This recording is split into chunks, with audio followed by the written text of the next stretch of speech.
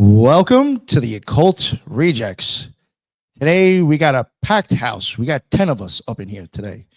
And we're going to have all the rejects introduce themselves until we get to the man of the hour, the very special guest for you. Lisa, please, the Occult Reject Mad Scientist. Let everybody know what your deal is. What's up? Thank you. I'm very excited to be here. Thank you for the invitation. Thank you, everybody. The only thing I have to plug is occultresearchinstitute.org, where a lot of our fellow occult researchers are contributing. So that's it for me. And I'm very excited to hear everything that Greg has to say today. Awesome. Yes, me too. Thank you very much for joining us. And Jin Frada the Ninja. What's going on? Well, thank you, boss. Not Fratter today, but and thank you to Greg Carlwood. Obviously, I'm really excited and / nervous. But so I host a show called Threshold Saints, which is serial experiments in speculative ontology. It's meta magic, meta reality, and metaphysics. And then I also co-host a Friday night space. We call it Friday Night Gnostic Mass, called the Grey Lodge, which Nick was so great to jump on last week when I was gone. So we've launched Aeon of the Daughter, which is an 11-part gospel of love, as well as our book club. And then also we're doing a new series called Welcome to Hapaboria, which is sort of modern American Gnosticism. So yeah, you can check me out, Insta, IG, Twitter, all that. And my link tree will be below. Thank you so much. Awesome. Thank you, sir. And JJ Vance, what is going on, sir? Nick, greetings, sir. Appreciate the invite as always. Fellow Occult Rejects, Greg Carlwood, great to meet you, sir. JJ Vance, host of Operation GCD, and more notably, not the vice president. The Operation GCD live every Wednesday, Fridays with the Occult Rejects every Friday night, and Sundays coming this week here, Patreon only Sundays here at Operation GCD at 8 p.m. Looking forward to the conversation. Always great to, meet all the Occult Rejects. This is the big team we got here today. Hell yeah. Hell yeah. Looking Thank forward you very to much. And Ethan Indigo, sir, what is going on? Peace, salute to everybody. Glad to be here. I'm a writer on the esoteric and the exoteric and can be found real easily. And check out Occult Research Institute. Glad to be here with everyone. Thank you. And another special guest we got with us today. This man's been along the journey, really, with the Occult Rejects. And I think some of the best work that has been done on this show has been done with him. So I wanted to get him involved. We got Mario from Symbolic Studies, the tarot man himself. Please let everybody know what is up. Yeah, for sure. Thanks for the invite, dude. My project is called Symbolic Studies. You can find all my stuff at symbolicstudies.com. I do short form videos available for tarot readings. I've got presentations on my YouTube, all that kind of stuff. Stoked to talk to Greg and everyone else. So yeah, thanks again. Of course, of course. And we got Ricardo. Please, sir, let everybody know what your deal is and where they can find all your amazing research. Thank you, Nick. Thank you for the invite. Good evening to everyone. I'm very excited to listen from Greg today and see what he has to say. And as for me, I'm a multidisciplinary researcher, and you can find all about me in my X account as it is in the screen at Ricardo Calvary 1 at X. Do check out our magazine, Pharaohs. You can find it at the institutefornaturalphilosophy.org. Thank you, Nick, for the opportunity. No, of course. Thank you. And we got the Cosmic Peach herself, Julia. What is going on? What's up, Nick? I'm so excited for this one. I've been looking forward to it. I have Cosmic Peach podcast wherever you listen or find your podcast. If you haven't found me yet, you never will. But I'm excited to be here. Thanks for having me. Of course, of course. And last but not least, the Mormon Slayer herself, Heidi Love. Hello, everybody. I'm Heidi Love of the Unfiltered Rise. I'm everywhere podcasts are served. I do have my own website, unfilteredrisepodcast.com, and I'm better known as the ex-Mormon girl. Hell Nice yeah. to meet you, Greg. Thank you. Thank you very much. I really appreciate it. And finally, last but not least, the man of the hour. I'm sure everybody knows who he is. He's the OG 420 friendly conspiracy theorist. Word on the streets, he smoked blunts with Bigfoot and he's ripped bong hits at Bohemia Grove. We got Greg Carlwood from the Higherside Chats up in here today. Greg, please let everybody know what the hell is up and what's going on. Hey, thank you for having me. No pressure, right? I mean, I really am just a regular guy and have a regular guy's level of knowledge. You guys all probably know a lot more about the occult than me, but people know me because I got in there first. I've been doing the podcast for 15 years. The Highersidechats.com is the place to go. And it really is all the great guests I've had over the years that make the show what it is. I'm just a guy asking some questions, and some of it sticks, but a lot of times it's like preparing for a book report. You cram, you do the thing, and then you're like, all right, that's done. But after 15 years, hopefully I remember some things and have some interesting things to bring up. But pleasure to meet everybody. Yeah, no, thank you very much. I totally understand what you're saying about forgetting stuff, because like between everybody I work with, they'll be like, don't you remember when we talked about so-and-so? And I'm like, no, sorry, I don't. That was 3 weeks ago. I don't remember. There was 10 other shows in there that I remembered, partial stuff. I just forgot. But yes, it all does bleed together. Yeah, I'm glad I'm not the only one. Thank you. So Greg, I figured, besides that there's 9 other people here, everybody's got questions, but I did think maybe kind of just set it off as, again, you've been around for a while. You do touch on the occult besides other things. I guess just kind of wanted to know, like, your experience in the occult with the journey through your podcast, maybe things that opened up your thinking, things that surprised you. I don't know, people that impacted you, good or bad. And it doesn't, have to necessarily be putting the person down. I say bad. It just, stuff like that. And just really free flowing. But I guess maybe just started off like, well, first off, what even got you into starting the Higherside Chats? Well, I was always kind of anti-authoritarian and into conspiracies, and even things like the Loch Ness Monster and Bigfoot and UFOs that get you going when you're young. I liked punk music.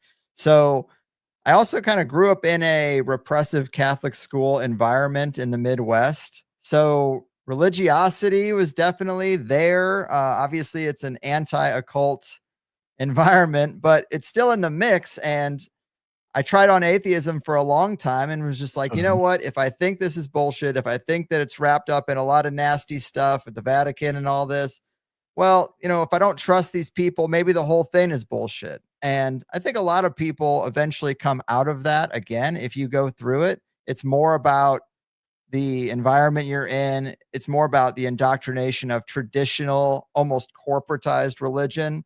And you don't have to throw the baby out with the bathwater. And I had to remind myself that little things happened when I was young that blew the doors off materialism.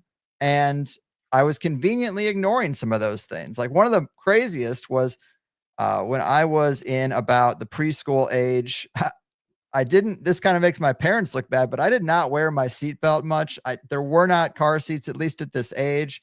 Even though now I see people putting kids in car seats for a long time. But regardless, I was on my way to something with my mom, and I had this inner voice say, put your seatbelt on. And it was incredibly aggressive. And for some reason, I listened, and we were in a car accident. My mom got T-boned like 5 minutes later. And I would never forget that was the reason why I didn't fight it, and why I wasn't even being asked to do it. And I think my parents just got sick of how stubborn I was. And in this particular instance, this inner voice was so loud. I was like, that was definitely intuition, some guardian angel type thing. I don't know if that's the higher self, whatever it is, but I think a lot of us have telephone telepathy, or we see something strange. Feel somebody looking at you. Yeah, it's often in those early years. And then we might put it away and be like, well, I'm not going to hinge my entire worldview on the 5 seconds, which I saw something that defied reality. Maybe I was mistaken back then.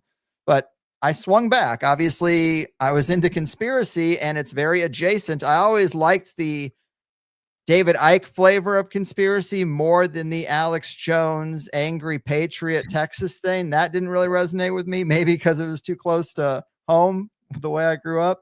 And I mean, my parents were very normal, which allowed me to be normal too. But outside of the confines of my home in the Midwest, in rural Missouri, Arnold, Missouri, you see a lot of stuff. The parents of the kids you're going to school with, and I think that's great, because some people were way more of the mindset that they were drinking the Kool-Aid, and still do and always have. People I still like, but they didn't try on any other hats, because in their house, it wasn't tampered down at all. It was still like as intense as it was at school. So, whatever. But I think if you go into conspiracy long enough, it definitely crosses over into occult areas. You start looking at symbolism. I saw an early documentary on marketing and just subliminal messages in marketing. And then that gets adjacent to magic. And it was guests like Gordon White who kind of recontextualized the psi effects and the telephone telepathy type of thing and said, no, that is magic. That is a product of a magical universe. And I think it's kind of a changing of the definition that made me feel like the world is more magical. And, you know, the rest is kind of history. It's interesting. You kind of, I guess we shared a little bit of the same situation where it went from, you know, kind of Catholicism, Catholic, into thinking there's something wrong with the church because of the conspiracies. And then I became an atheist. Mm-hmm. And then about 5 years later, I found myself in the OTO. I did not go that far. Oh, you know, I did. Is sex magic really the big secret at the end of that? For me, my magical experience, yeah, I think I was given some secrets. Yes. So, but not at the sex OTO. magic? It was not. Wait. Oh, sorry. Did you wait? Say what did you say? Is it sex magic at the Oh OTO? no. You know that's the whole thing. And the experiences that I had, there was no ritual done, no sex, and all I did was meditate. Did you see the Gnostic Mass? Oh, I've been in the Gnostic Mass plenty of times. Did you see the full? Apparently, the real Gnostic Mass, they're banging. I've never seen anything else besides breasts. Oh. Yeah, I thought you said, Nick, you saw they always pick the big fat chicks to get up there and take their tops off, didn't they? Well, just from my experience, I mean, listen, I'm not bragging saying I'm God's gift to women, but I did not want to see any of those women naked anyways. Just keeping it That's real. hilarious.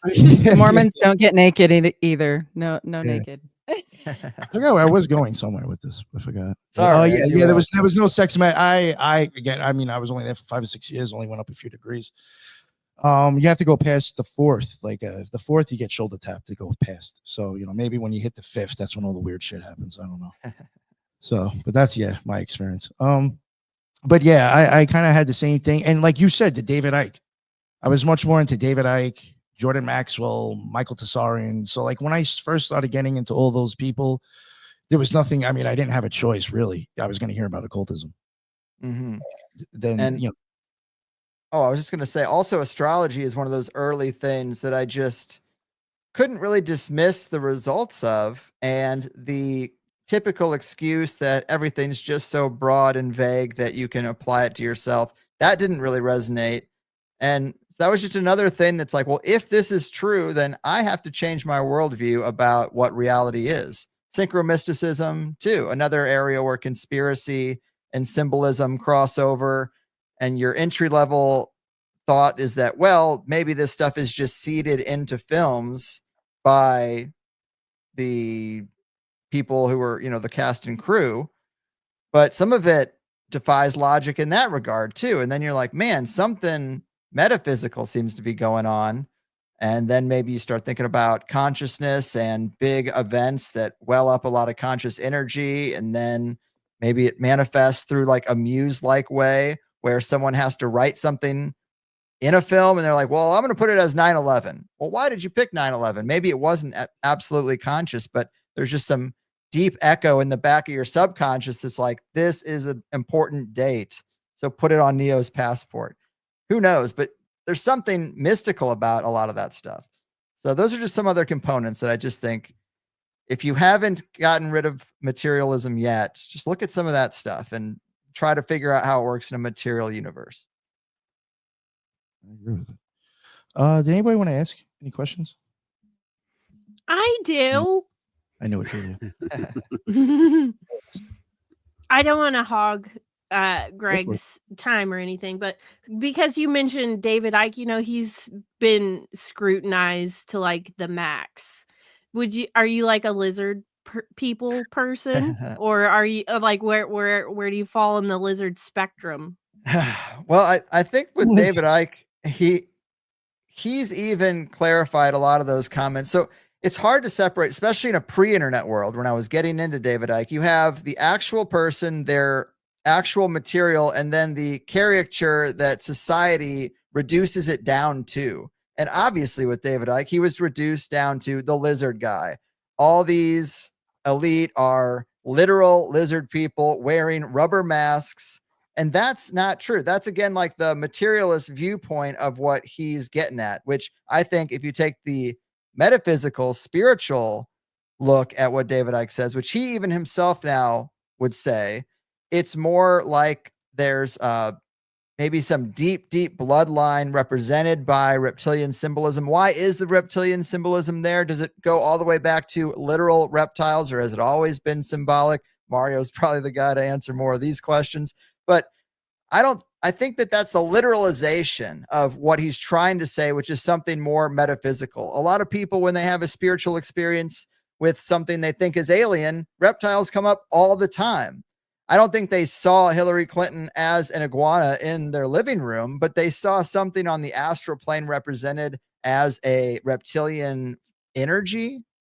Like a serpentine like energy. Yeah. And so I think there might be, if you go back far enough, a physicality to that somewhat, but I kind of think like ufology was trying to find itself in a material worldview initially. So what are these things? They must be humanoid creatures from another physical planet, because they're not able to rope in the spiritual layer of reality. They can't have an explanation that changes that worldview, that fundamental worldview that everything's physical, Big Bang and everything. So if you're not going to have a spiritual layer to your reality, you get weird conclusions. And I think that's what the David Icke thing is I think he's very metaphysical, and he's trying to explain things in a way that makes sense. And he says reptilian, and people literalize it and say, oh, well, he means Hillary Clinton's wearing a rubber mask. And it's like, that's a little silly. But is she attached to a spiritual archonic presence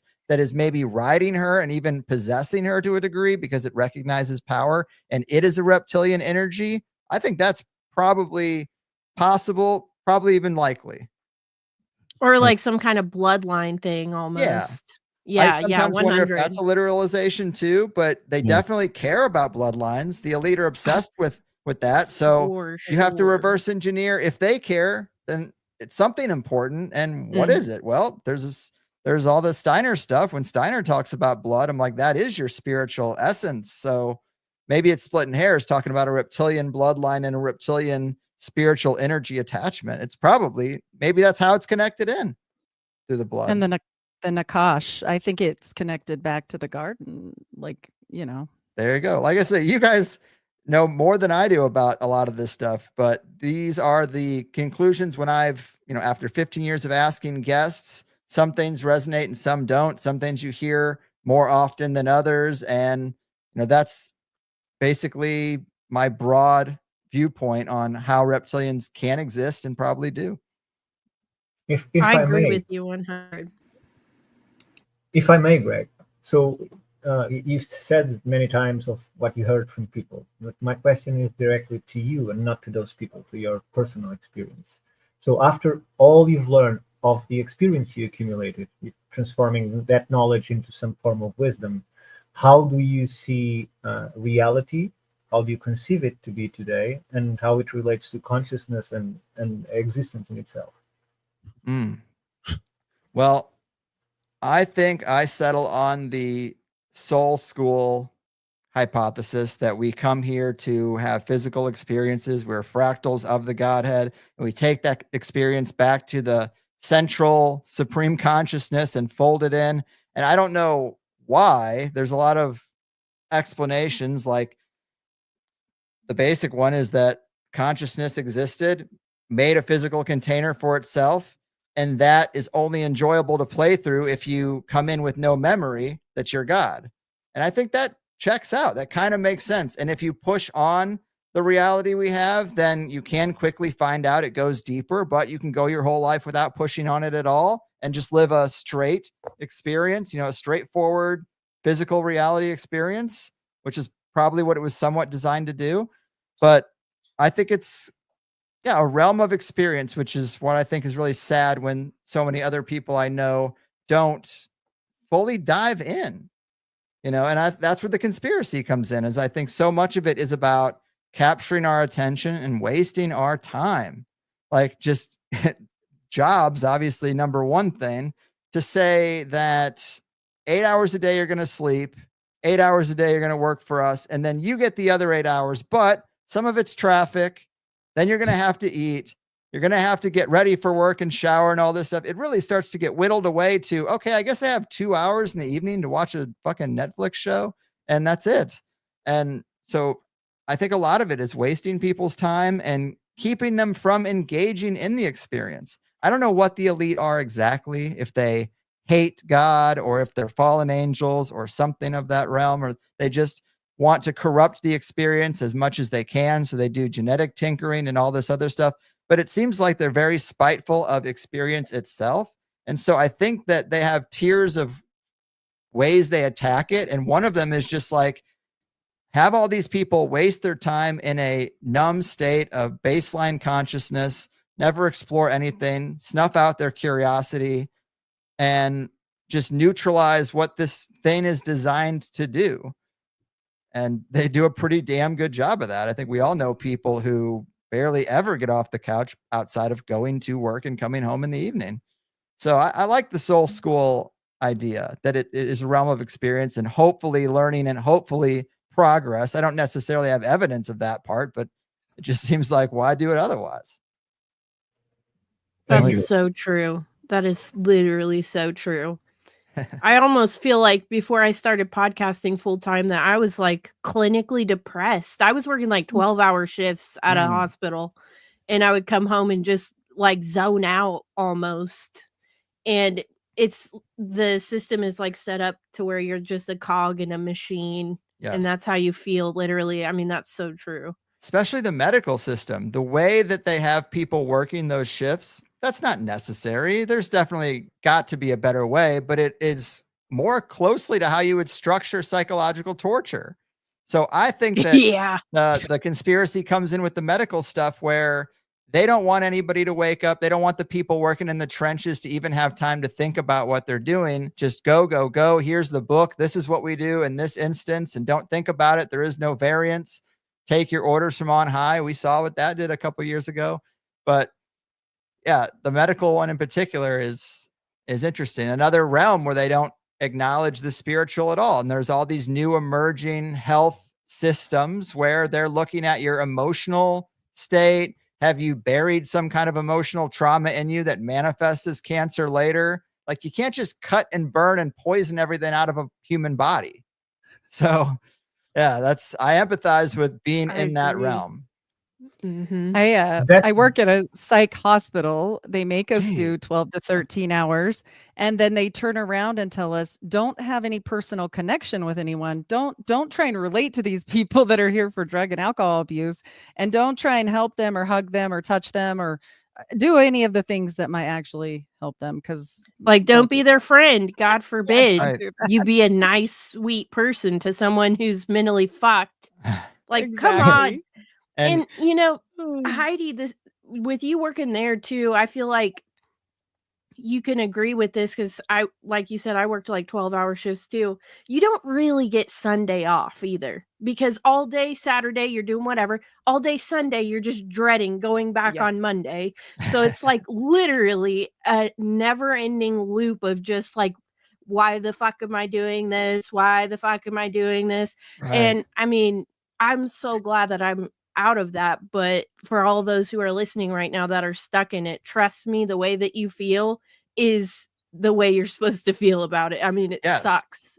Well, Dicks. when you sometimes they'll mentioned say, oh, sorry, go ahead. Sorry, I was just going to say, Julia mentioned depression, and I definitely think depression is a natural reaction to something that you're not doing in accordance with your true will. Yes. Like, Yes. that I Totally agree. me and my wife had a real tough, my now wife, then it was early. She could have got out. But in the beginning, she was like, I have real concerns. If we're going to get raw and honest, I have real concerns that you're never going to be happy unless this big Hail Mary thing you threw, unless that works. And I was like, well, you're probably right.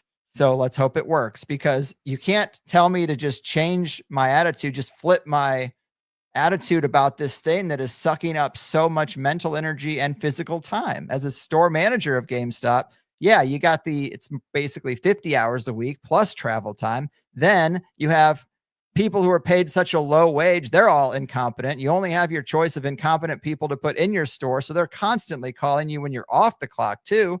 It's miserable. You're making 35 grand a year to run a $2 million store.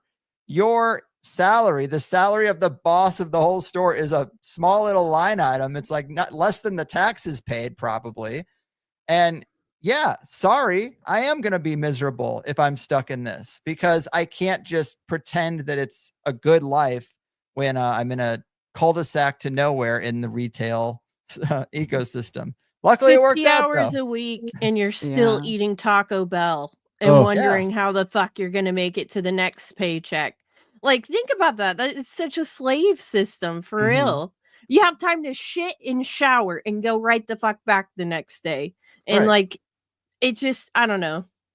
It's horrendous. But then I also Yep. think about, like, if it is a soul school, if reality is set up this way, like, we really, just in that dark city sense, we don't truly have a concept of anything that came before us or anything after. We're kind of the center of our experience. There's a story out there of what might have occurred before and all this, but you're really kind of just in the experience. And if that's true, maybe it is designed to kind of let these people, and that's been a thing, that there was a thing called the hidden hand material. It was on a forum where somebody I said, "Hey, remember I'm that. a member Oh of the my elite. Ask me any God. questions you want and I'll tell you." And they basically, as an apologist for the elite, were like, these people actually made a sacrifice to play the role of the bad guy in this system, because to have a good story, there must be a villain.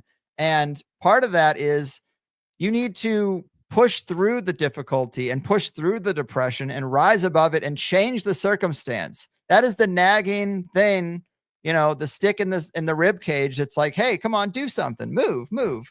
And so I almost have learned, now that I'm on the other side of it and it doesn't affect me anymore, I've learned to appreciate that stage of life and going through that, because otherwise I would not have been motivated enough to do what I do now. And maybe this is my true will, to just at least create a stage for important voices and then put them up for the people. And I don't have to do much more than that, then raise the curtain and turn the lights on.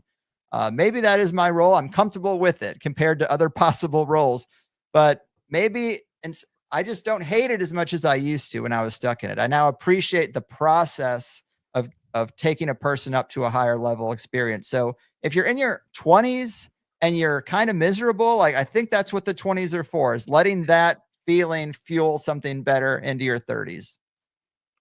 I know with mine, I choose to be where I am, and it's all about trying to focus on the people there to try and actually help them, because my brother did pass of a drug overdose. And so that's why I chose to work there, because I thought, well, if I can give something back to these people, and I am constantly breaking the rules, so it doesn't matter anyway. Like you said, you can change your way about it, be human, like give them humanity. Heck yeah. Real quick, there's a few things I wanted to say, and then I did want to toggle in Robby Marx, because we can't have more than 10 people. We do have another cult reject here. We just couldn't fit him in. There was a couple of things I wanted to say, though, stuff that you said. One, doing your will. I totally agree with that. I honestly think it may be hard at times what you're doing, but if you love what you're doing, I think you're doing your will. Again, it may be hard at times, but you're still going to love what you're doing. I totally agree. And when you had said something, I think about, I guess, kind of like your idea, I guess, of the reality. You nailed it on the head. It's like kind of the same thing that I've been trying to say. You just made it sound so much better. I guess maybe as an Italian, I like to use the spaghetti strainer. But like I always say that I consider, like, you take a light bulb on the ceiling and like you throw the spaghetti strainer over it, and all those little pin dots are all of us having a separate experience from that. Wow.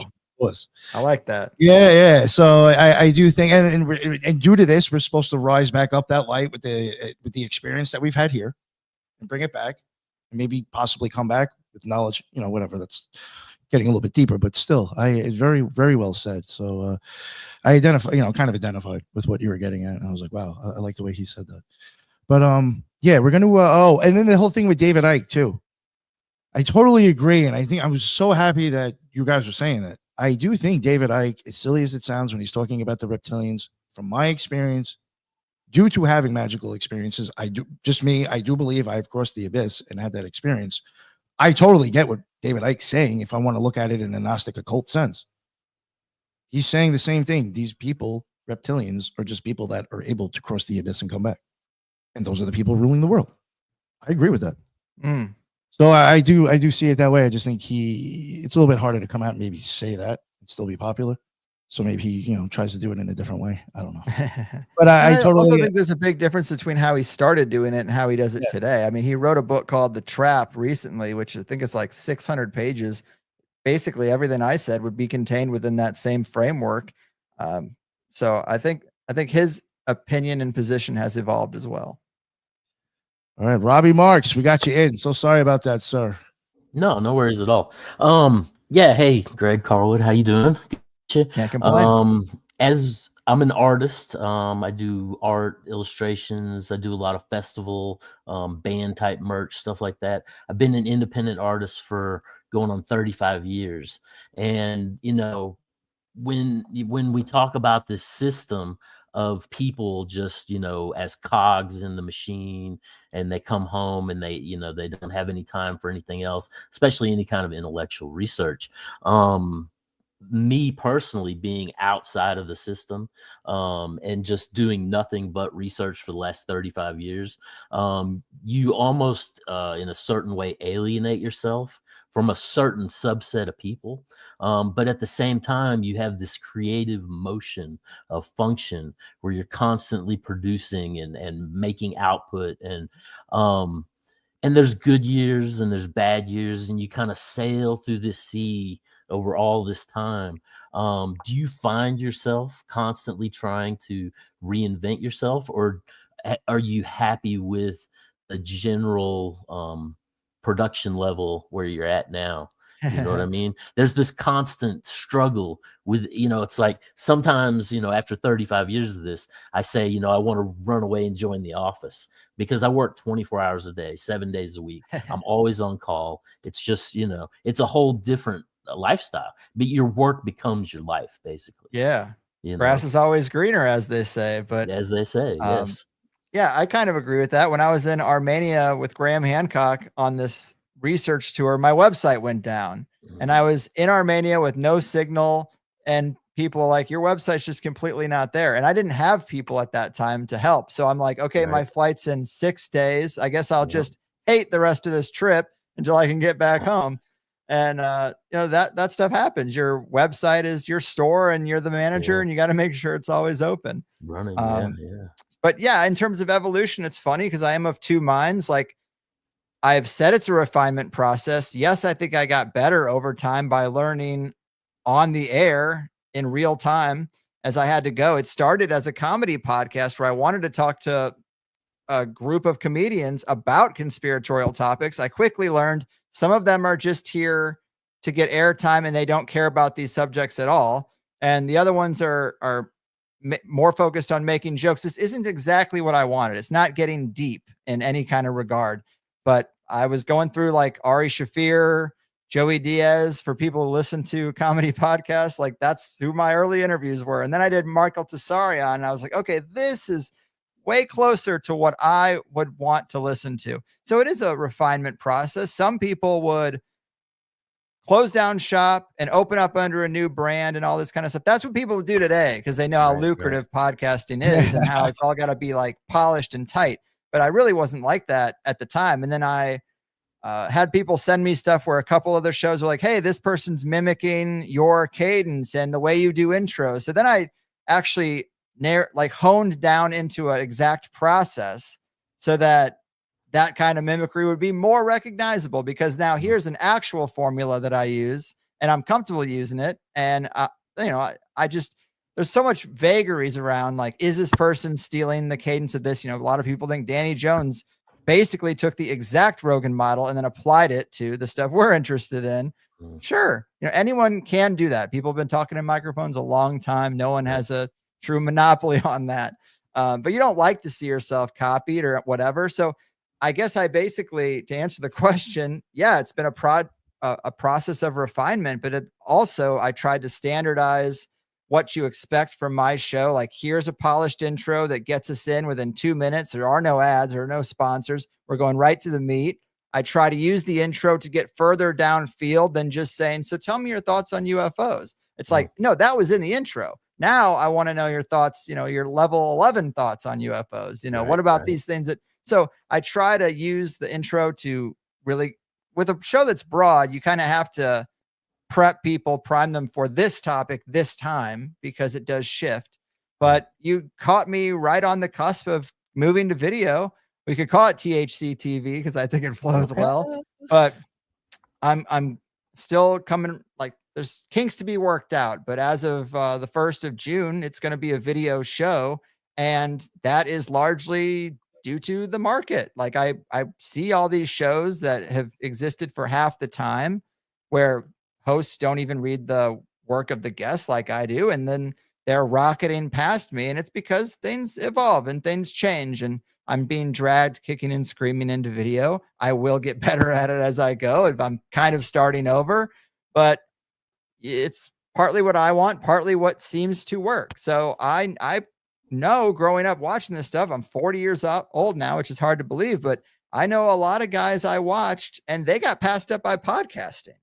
Why wasn't Coast to Coast AM? Why didn't it convert to a podcast? Guys like Jeff Rentz and Alan Watt, like there's a lot of conspiracy centric people.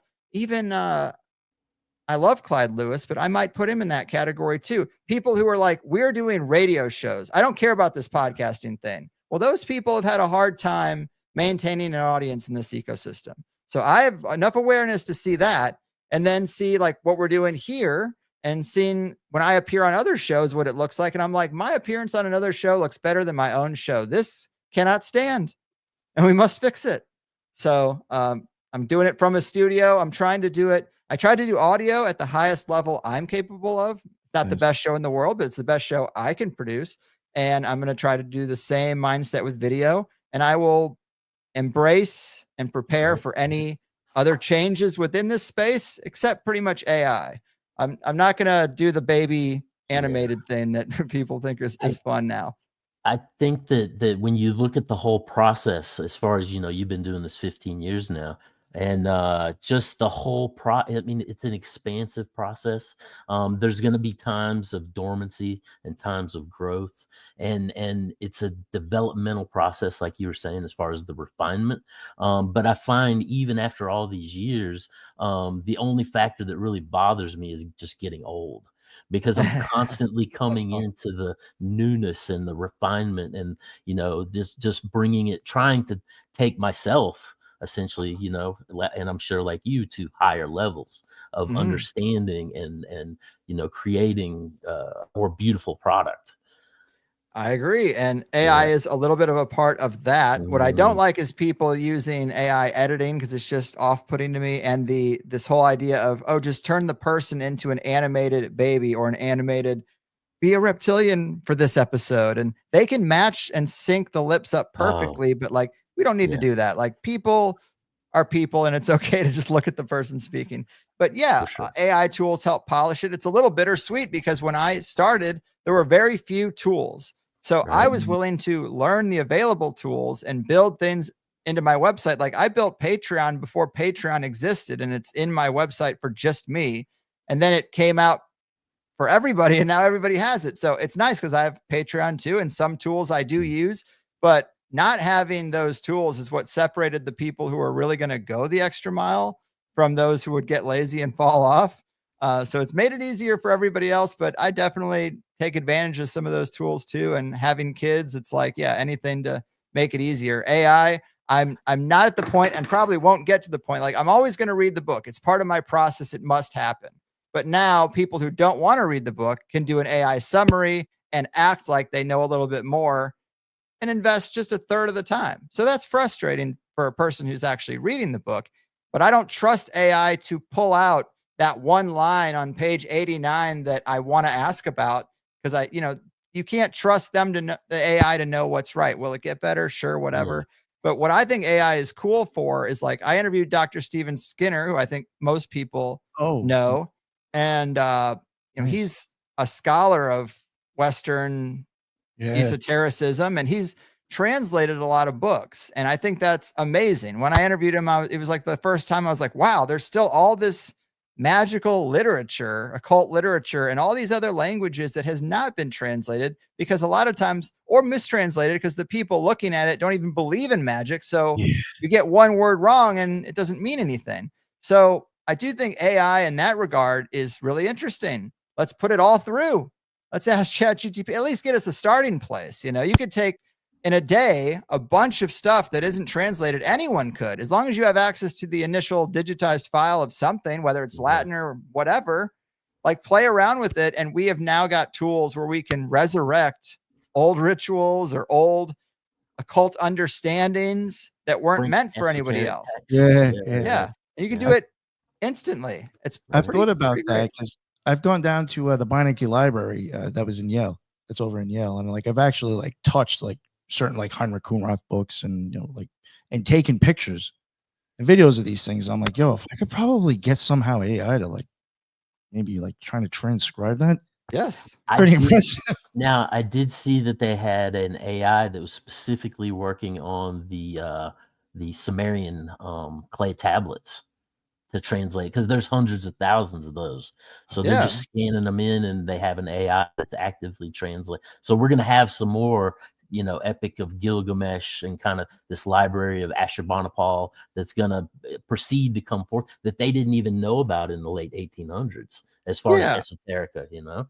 I would be a little careful with that stuff because you still have an interpretation from academia presenting something on Discovery Channel. This is the new understanding. It's barely different than the old understanding, but now we have it confirmed because AI. That's gonna be happening, but you can do it yourself. That's what I think is so great. And then, you can read between the lines, because I do think some of these programs have a neutrality to them, but some of them also don't. You ask a lot of these programs what happened on 9/11, you might as well ask Chris Wallace or Anderson Cooper, because they will give you their answer. There's a consensus answer. That's what it's good for in those kind of situations. And then there's a more alternative answer. But I think with translations, that's so mathematical in a sense that I do think that you can trust it to get some things right, but they're going to try to shut a lot of that down. But you have access to it right now. Yes. Real quick, if you don't just get real quick, I'm just going to remove Robby, bring Julia back. And I think Lisa did have a question real quick too. And then we'll get to somebody else. Yes, I wanted to build upon what everybody has been saying lately, and then what you had said right now, Greg, in that, so over the years, you have interviewed like an enormous amount of alternative researchers. Have you noticed any like meta patterns, synchronicities, something that points to a deeper structure within this conspiracy ecosystem, to use that word that you used itself? And then the second part of the question is, with all the fringe thinkers that you have interviewed, and in this age of conspirituality, and to distill it down even further, these algorithm-driven bubbles, do you see like a deliberate hyper-normalization, or is it all just like ontological paralysis rather than just plain old censorship? Oh, man. Well, some of that speaks to, like, I just did a live event with Gordon White, and the whole subject was the conspiracy canon. It was his idea, but how has the canon changed over time? Like, like a film canon or whatever. And it makes you think a lot of it is just the impact of algorithms and the internet. Like, you have to have the most explosive thing, not the truest thing. And, just to take it from the top, back in the day, there was JFK. You can bring it up to 9/11, but a lot of it's the CIA and the economic hitman type of stuff. Maybe a little ufology peppered in there, but there is a canon of a dozen or so events and subjects that people are looking at under the microscope. And that's it. You go to Conspiracy Con in 1995. That's who you're talking to, minus the 9/11 thing. Moon landing. Yeah, might be included, but now it is all about the iceberg and like, what's the craziest idea? It's not even about like, what is the truth? It's like, what is the craziest thought I can have? And then how can I make that seem like the reality? And that's difficult because that's not exactly what I ever really wanted to do. I thought the truth was kind of crazy enough, but now we're talking about just all kinds of things I never thought would enter the conversation. Like people like, are viruses even real? Is the past even real at all? Like, was there an extra 1,000 years inserted into the system? Was there a lost society of amazing architects who knew about the ether that have been wiped out of the history books? And a lot of that can exist because the system has been so highly controlled. And the further you go back, the more control. A lot of our history comes from like 3 guys, Scaliger and a couple other monks in the Vatican basement, like not exactly truthful sources. What do I know about Herodotus as a person? You know, like not anything. Did he genuinely just want to write down everything that happened, or was he working for an empire that wanted him to write it a certain way?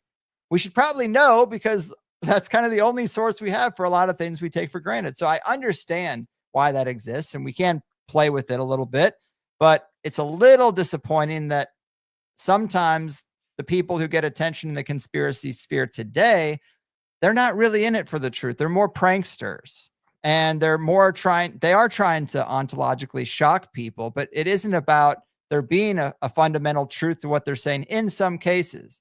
And not to name names, but it's just something we have to compete with. We have to try to be genuine and truth-seeking and entertaining, and actually explaining something to people, but also compete with ones who are just trying to be shocking, getting the best thumbnail and all that kind of shit. I never wanted to get into thumbnails and nonsense like that. I have 100,000 YouTube subscribers and it's just audio. I mean, that's pretty crazy. And obviously I'm going to pivot that, but it's just like now I can't even get 5,000 people to watch a video. I don't care that much about YouTube because I don't do ads. So who cares? As long as people pay for the extended version of the show, that's what I am in the business for. But because it's not ad-based, that doesn't matter. So I'm not really playing the chase the algorithm game. And also it's not genuine. And I think that the worst thing I could do is like go in some disingenuous direction. But yeah, that's kind of some of the things that I think have changed, and it does make it tougher. May I ask as a follow-up to that? There seems to be like a long time conspiracy theory, if you will, to where if you mention anything related to something conspiratorial that someone isn't familiar with, let alone use that phrase, they try to put you into a box. And kind of second part is this cultural phenomenon that now we're dealing with more frequently, where there's like a trigger conspiracy, where if you are rightfully angry at your own exploitation and step out of line, people will kind of put you into that same box as this conspiracy theory idea. I just wanted to ask what your experience has been with that. Well, on the second point, the trigger, yeah, I definitely think so. Part of that is like the ignorance is bliss thing. A lot of people don't want to be confronted with the fact that they might not be happy living the life they're living. And so you see someone like I had friends like this at the time. They were working store manager jobs and they are happy, or they seem happy, and I'm the one who's not. You don't always want to be around that. You don't want to be reminded that we're all getting to be 30 years old and we all run $1 million stores and none of us can own a home, guys. You know, that's the kind of stuff I would say at these regional meetings with other managers. I'm like, stop drinking the Kool-Aid so much.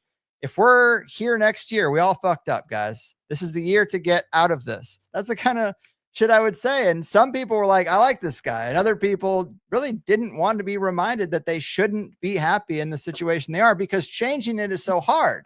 That's why. It's because you have a 5% chance of probably making it and getting out, because the system is crafted that way. So yeah, people don't like that. But also the triggering kind of conspiracy thing makes me think of the archetype they would present to us in movies and TV, where it's like you're a paranoid, schizophrenic, crazy person. Yeah. And that kind of enforces the idea, don't look at this stuff. Just leave it alone. Live your nice, comfortable, regular life where you have your brain intact, because look at this guy. He went down a few two rabbit holes. Now he's going to the padded room on the funny farm. You know, those are the terms they would use. So even I think about the poster for, I never even saw the movie, The Number 23 with Jim Carrey, but I didn't really have to see it. You just know from the marketing what it's What it's about. about. It's about noticing patterns and then spinning off in a crazy land. So like, don't notice patterns, guys. Just stop trying to do that. So yeah, I think that it's partly the archetype they showed people to keep them from going down those rabbit holes. But then it's also people are willing to accept that archetype because they want to believe that that's not going to serve them better. And that's kind of when I started the show, I was like, well, if we're going to get a more accurate worldview out of all this, if we're going to get a better roadmap for how things actually work, then it should improve your life in some way. I'm not saying we're going to change the system. System's been going a long time. Empire is going to do what empire does. But how can you reorient yourself? How can you let it not affect you as much? Maybe you can dodge this bullet, but you get hit by these two. There's so many things going on. Like if you can just dodge some of the big stuff or know what you want, then you can start to get there. Know that you don't want to waste the time on the couch at night. It's not fulfilling to you. The job isn't fulfilling. You have to generate those earlier feelings that we talked about, that something must change, to then change it. So, but it's scary. It's just scary to even confront that possibility that you have to take your life in your own hands, because what if it doesn't work out? I'd rather be at least safe here at home and unhappy than homeless or something like that. Cause you imagine yourself being just as unhappy, but with less stuff too. It's like, well, that's worse, I guess. So, and the first thing you were talking about being put in the box and using certain terms, are you talking about like, if you even think that we should do safety tests, then you're an anti-vaxxer? Like there are those boxes that people get put into. Flat earthers, another one. If you think that there's just something up with the way NASA's presenting the larger system, we have this blue marble picture from the 1970s. They said is a picture of Earth, but then they said it's not, it's a composite. And now Earth's an oblate spheroid, but I've never seen an oblate spheroid picture of the Earth. So like, what is going on there? Just because you have some questions about how things are presented doesn't mean you're a flat earther. But yeah, this is the tendency. That's the way the mainstream marginalizes everyone. It used to be just the term conspiracy theorist in general. It is a CIA created term to be like, oh, that person doesn't go for the facts. They're a conspiracy theorist, dot connector, down in rabbit holes, this and that. It's how you hand wave it and dismiss those kind of people. But there are now ones for basically each individual topic, which is interesting. Like the anti-vaxxer, the flat earther, now there's the germ theory thing. There's, oh, you're a Tartaria person. It's all straw men. That's kind of classic dismissal if you don't want to confront something. But yeah, it's also nice to try to avoid making it easier for them to put you in those boxes, because the answer is to try to get to the nuance of certain points and then get people to think outside of their pre-programmed box. They're the ones in the box, not us. Well said. Did anybody else have any questions? Oh, yeah, sure. Okay, JJ or Jim. Appreciate it. Greg Carlwood again, JJ Vance, not the vice president. Great to meet you, sir. I enjoyed hearing about your journey there. I would like to hear some of your thoughts, maybe on some of how your thoughts have evolved on some of these subjects you've covered, and notably in particular, a topic that I discovered from your show years ago on the work of Adam Go Rightly and your interviews and collaborations with him. And the topic was Tuesday Weld, and Julia and I recently what geeked out on that subject. Wow. You really are going back probably that's 12 a deep cut. Years. Deep cut. Yeah. Deep cut. Well, let's just say about Adam Go Rightly, I like and appreciate Adam Go Rightly. He, at a time when I never really wanted to do the show myself, but I had a couple of buddies that were going to do it with me and they just weren't as dedicated. So I was like, well, I guess I will do it myself. But then I started to have cycling co-hosts. So I do a show every, say, Saturday. And the first Saturday it'd be me alone. Second Saturday, this other guy. Third Saturday, this other guy. And one of them was Adam Go Rightly. So he was on like every fourth show. And I'm way more interested in things like James Shelby Downard now. Yeah. I don't really like the Discordianism stuff because, again, that's like a prankster thing. It seems like a early QAnon type thing. And the way Adam would write sometimes, I'm like, are you just, again, like, you don't believe this, it doesn't seem, but you're writing it so like maybe it's true, but you don't believe it. So like, what are we doing here? Like, are you just trying to be provocative? Or are you trying to and entertaining or be truthful? but we had a little Sure. bit of a falling out. I wouldn't even say a falling Oh. out. I have no problem, but just a weird Twitter spat before the last election. And it just seems like he drinks the liberal Kool-Aid, and he went on a big liberal rant to me about like, oh, it's the right wing that's bad and blah, blah, blah. And I'm like, they're all politicians, man. The pendulum swings both ways. You don't have to do this just because we're talking about an issue with corruption on the left. You don't have to say, well, what about the right? It's like, we're not talking about that right now. That's tomorrow's subject. Today, we're talking about this side. Okay. And it just seemed like he was not willing at all to confront the corruption that heads his own philosophical leaning party. It's like, come on, it's on both sides. So that was a little frustrating to experience.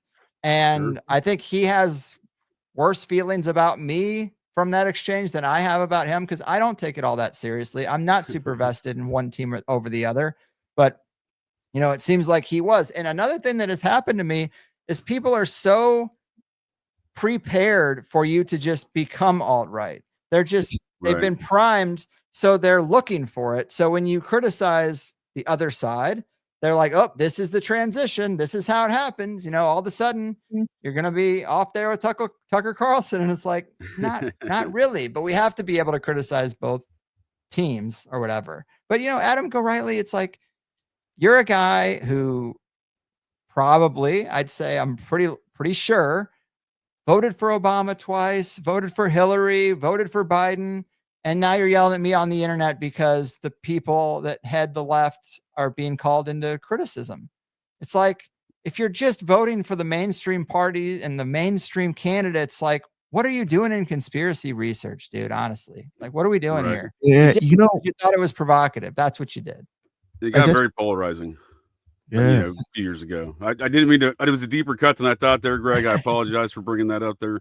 And I have a similar take on Discordianism in his writings. I don't like to throw the baby out with the bathtub. And, you know, regarding Discordianism, what I find interesting and something Heidi and I have been working on is this, looking at some of the genealogy. You know, I'm a former Mormon. Heidi's a former Mormon.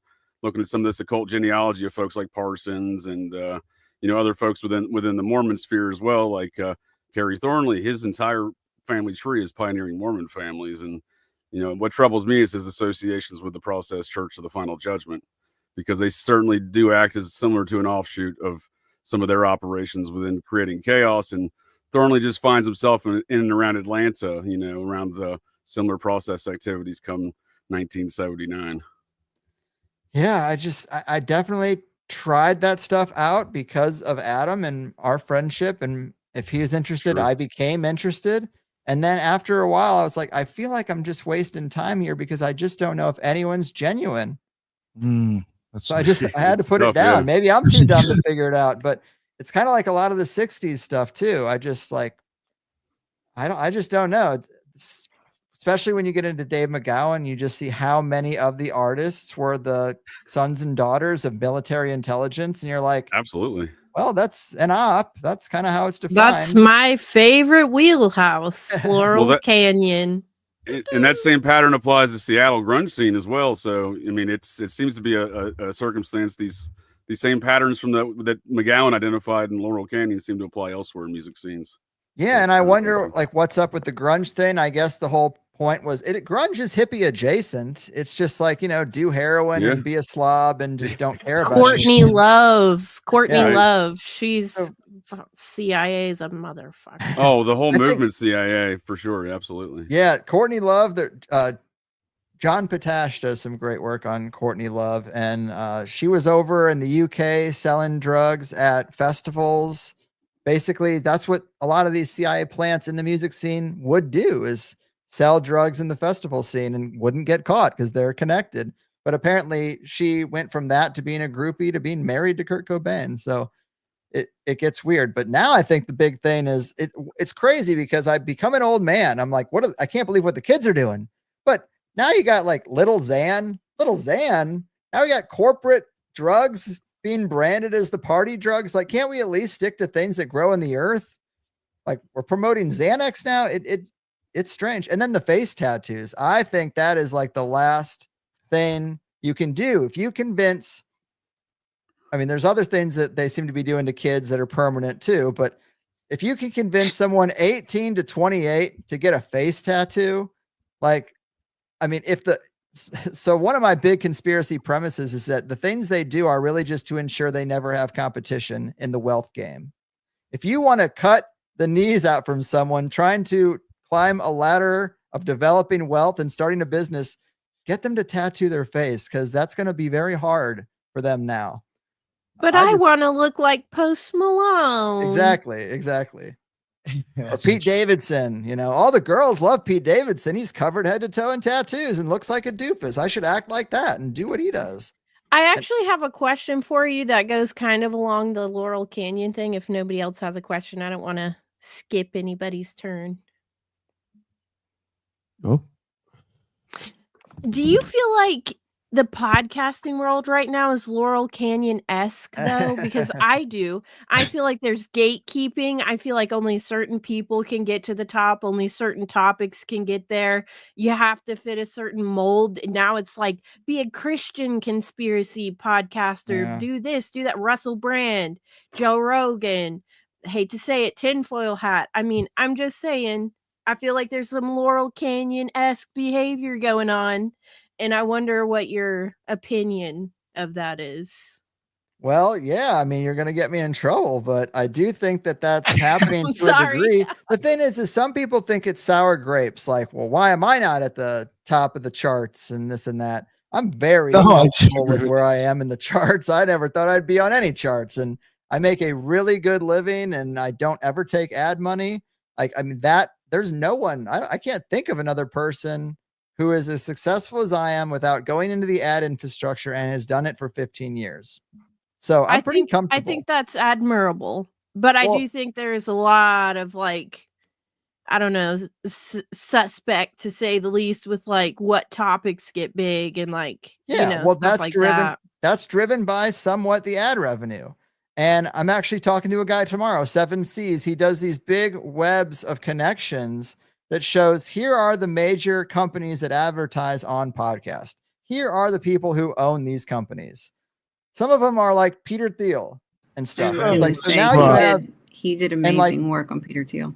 Technocracy and stuff. So you have these very people funding the brands that seem innocuous and innocent enough that are fueling podcasters to 6 and 7 figure wealth. That's a big deal.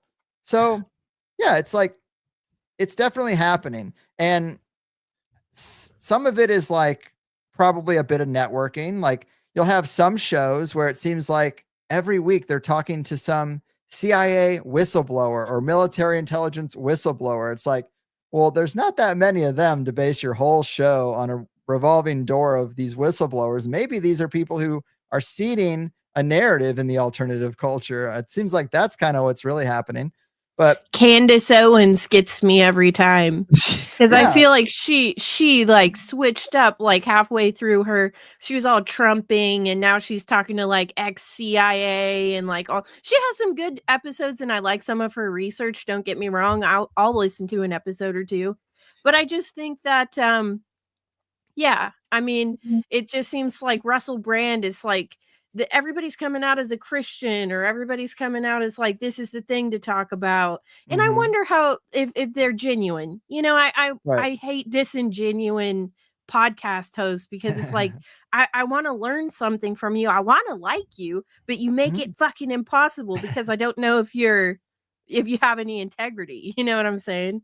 Right. Everybody knows this is my big like whistle to blow within the podcast community, I think, and I get some fair backlash for it. But if you want to know the fruits of people's labors, why don't you watch? And then on top of it, if you aren't bought in, like what Greg's saying there about like who finances who, I always look at stock holdings. I always look at all this stuff for these big corporations, like who's playing in whose field, right?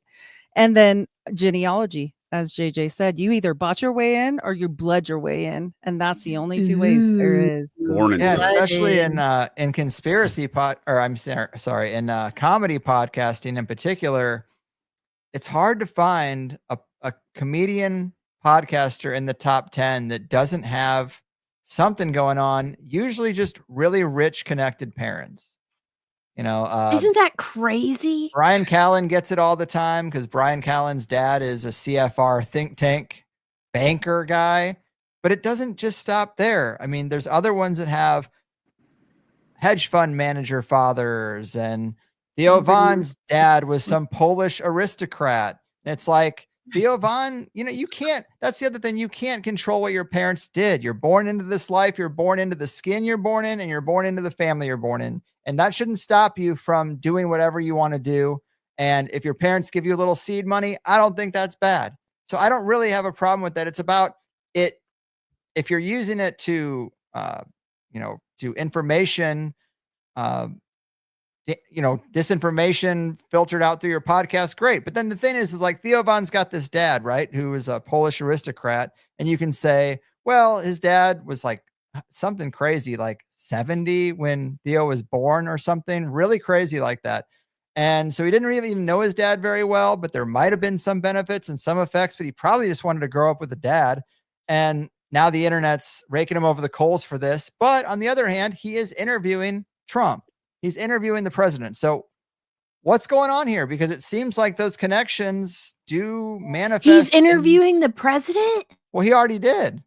Oh, fuck. He did a 3-hour interview with Trump before he got elected, and right before Rogan did even. See, I weird want to scenes like inside these the comedy people, store.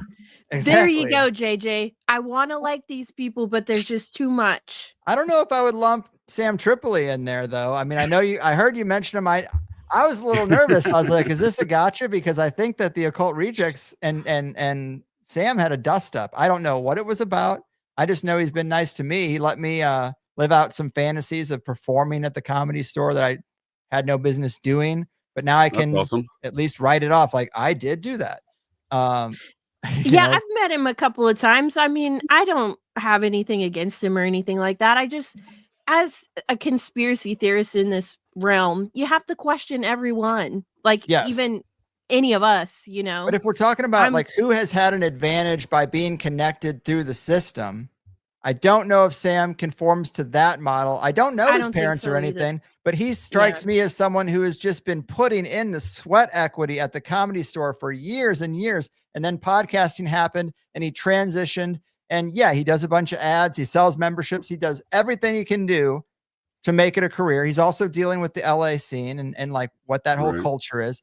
But I feel like he finally had his energies and efforts pay off in podcasting. And it was only maybe not paying off so much or getting him to the middle of comedy, or he was doing more of like putting shows together rather than like being the head. I don't know exactly, but it seems like comedy itself was a lot more lucrative for a lot of his friends than him.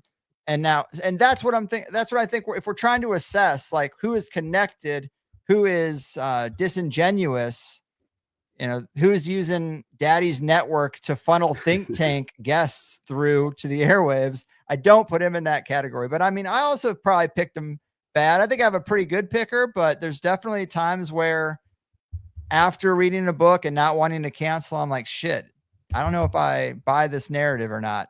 I have a problem with being too nice. So sometimes people will come to me with a pitch and I just don't want to say no. And I'm like, yeah, we can do it.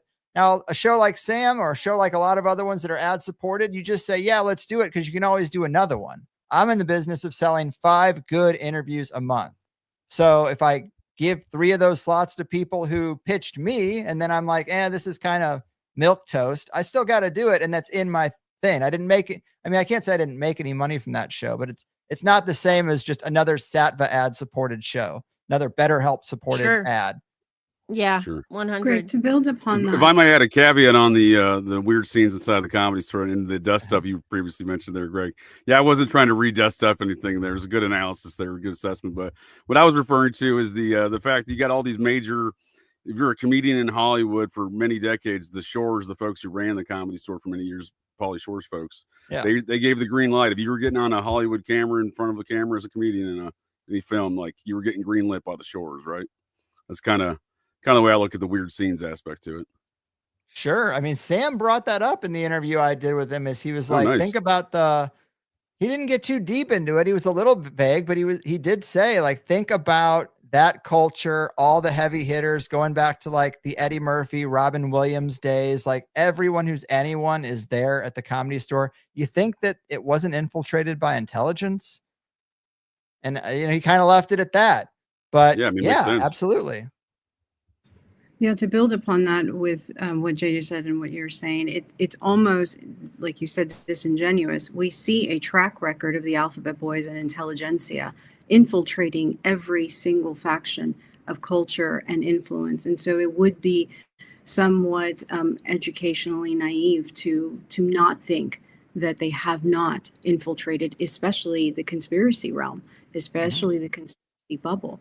And on For that whole premise, do you think that potentially that the conspiracy algorithm bubble is kind of like an MK Ultra spillover, and that they're programming people through these conspiracy targeted, I guess, podcasters, and that they're like a psychotronic layer that's being exploited by statecraft?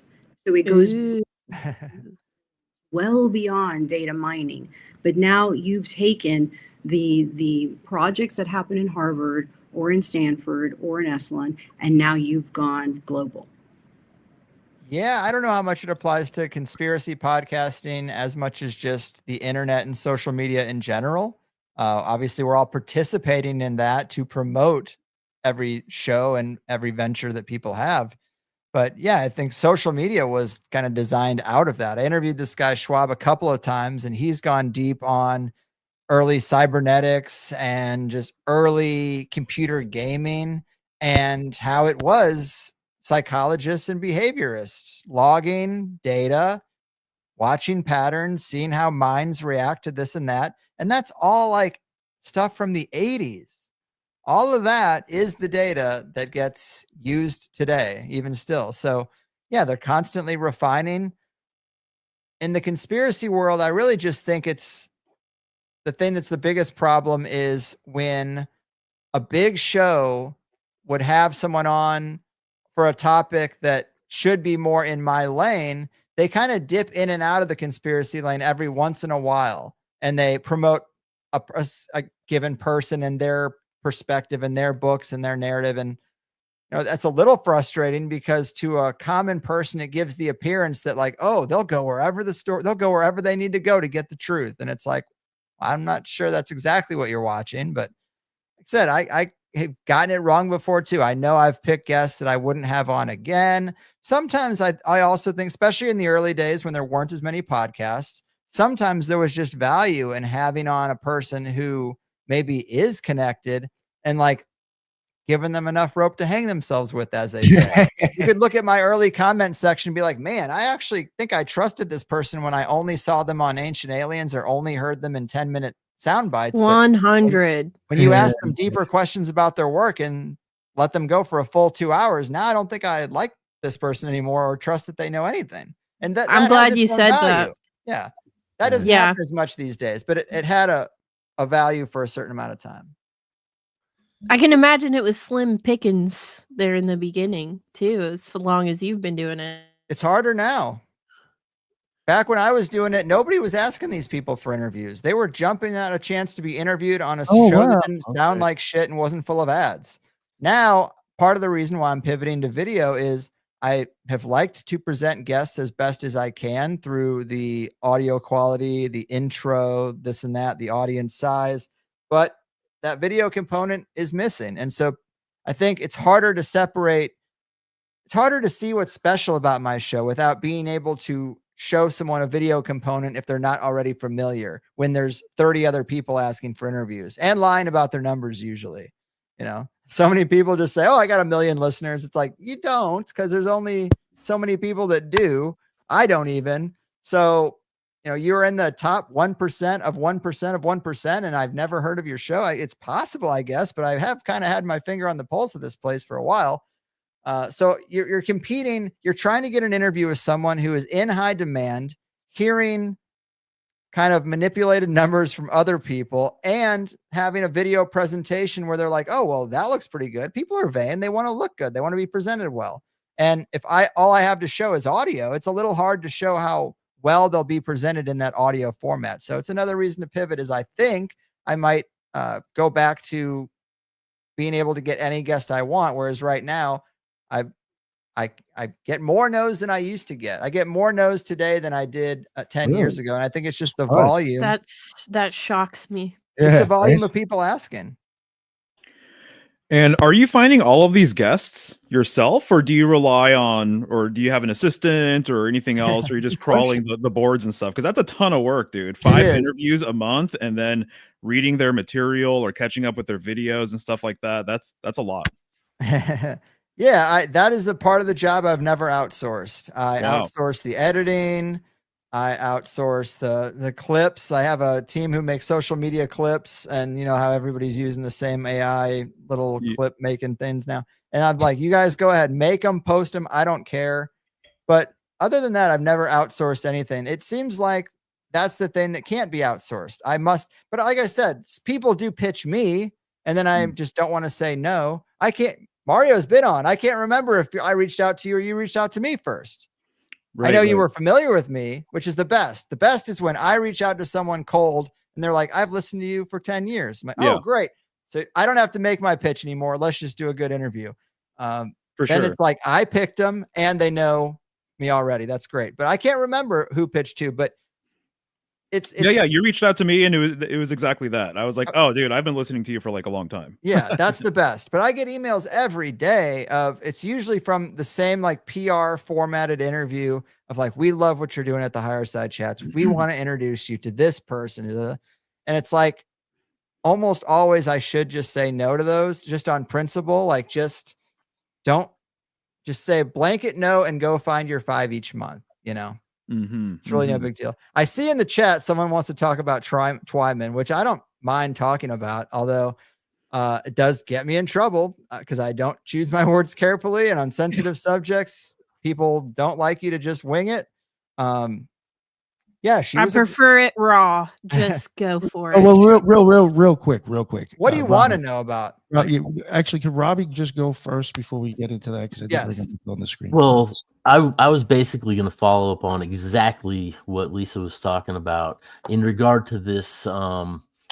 As you go back to the World's Fair, and there was the Nimrod Ferranti first digital computer. It was a gaming computer, and they've slowly worked it, and then you get into Norbert Wiener and cybernetics, and you just follow this up into the modern, DARPA and everything that's going on.